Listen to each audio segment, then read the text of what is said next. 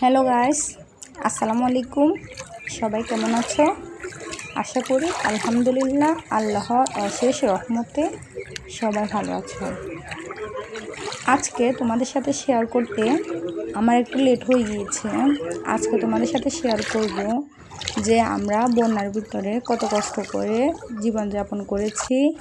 এক একজন এক এক জায়গাতে চলে যাইতে হয়েছিল আমাদেরকে। এখন আজকে পরিস্থিতি দেখার জন্য বাড়িতে আসতেছিলাম প্রায় বন্যার 5 দিন পরে। 5 দিন পরে এসেও দেখতেছি বড় হাঁটুর উপর পর্যন্ত পানি, আবার কোথাও কোথাও কোমর পর্যন্ত পানি। এক একজন মানুষ কত কষ্ট করে হেঁটে হেঁটে আসতেছে। পানির ভিতরে হাঁটা যে এত কষ্ট, যারা এই বন্যাতে হাঁটাহাঁটি করেছিল তারা একমাত্র বুঝতে পারবে যে বন্যার পানির ভিতরে হাঁটতে তাদের কত কষ্ট হচ্ছিল। এই যে দেখো, সব জায়গাতে শুধু পানি আর পানি। আল্লাহ সবাইকে হেফাজত করেছে, এটা আলহামদুলিল্লাহ। এই যে এখন যে বিল্ডিংটা দেখেছিলে, এটা একটা মাদ্রাসা, সুলতানিয়া মাদ্রাসা। এখানে অনেকজন ছেলেরা মেয়েরা এখানে অনেকজন আশ্রয় নিয়েছিল। আল্লাহ তাদেরকে আশ্রয়ের ব্যবস্থা করে দিয়েছিল। যাক আলহামদুলিল্লাহ, আল্লাহ তাআলার যতবারই আমরা শুকরিয়া আদায় করি না কেন ততবারই কম হয়ে যায়। আল্লাহ আমাদেরকে বিপদ দিয়েছে ঠিক আছে, কিন্তু এই বিপদ থেকে আমরা নিজেরা সতর্ক হতে শিখেছি বা নিজেরা অনেক কিছু জানতে পেরেছি পরিস্থিতি সম্পর্কে। আবার কিভাবে কষ্টের ভিতরে জীবনযাপন করা লাগে ওইটাও আমরা শিখতে পেরেছি।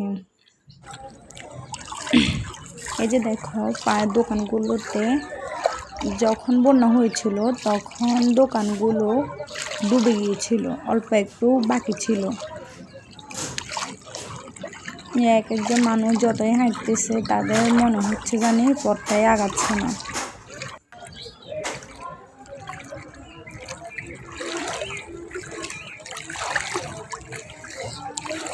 এখানে যখন আমি রাস্তা দিয়ে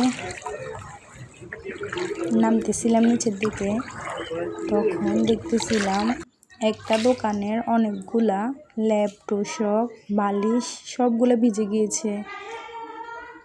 মানে ওনাদের জন্য খুব খারাপ লাগতেছিল। এই যে দেখো, অবশেষে হাঁটাহাঁটি করার পরে বাড়িতে আসি পৌঁছালাম। দেখো ঘরের কি পরিস্থিতি, সবগুলা জিনিস ওলট পালট হয়ে পানির ভিতরে বেসেছিল। সবগুলা জিনিস এক জায়গার জিনিস অন্য জায়গাতে চলে গিয়েছে। যাক আলহামদুলিল্লাহ, তারপরে আল্লাহর দরবারে শুকরিয়া। আল্লাহ চাইলে হয়তো আরও অনেক বড় কোনো কিছু একটা ক্ষতি করতে পারতো, কিন্তু আল্লাহ তা করে নাই। এই যে দেখো, আমাদের প্রত্যেকটা রুমে কার্পেট দেওয়া ছিল। এই কার্পেটের ভিতরে অতিরিক্ত ময়লা, নিচেও অতিরিক্ত ময়লা, আবারও অনেকগুলো পোকামাকড় সাপ মাছ, মানে অনেক কিছু চলে আসছিল ঘরের ভিতরে।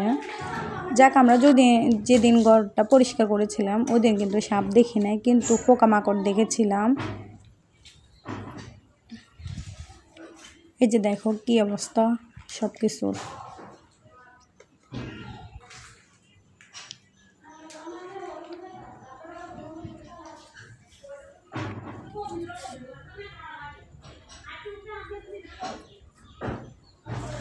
এই যে দেখছো সবাই, দেখো এই তোষকটাও এতগুলা সব কিছুর উপরে রাখা জিনিসগুলো, তারপরে নিচের চার দিয়ে যদি ভিজে যায় তখন আমাদের কাছে তো খুব কষ্ট লাগে। তারপরে অনেকে তো অনেক কিছু হারিয়েছে।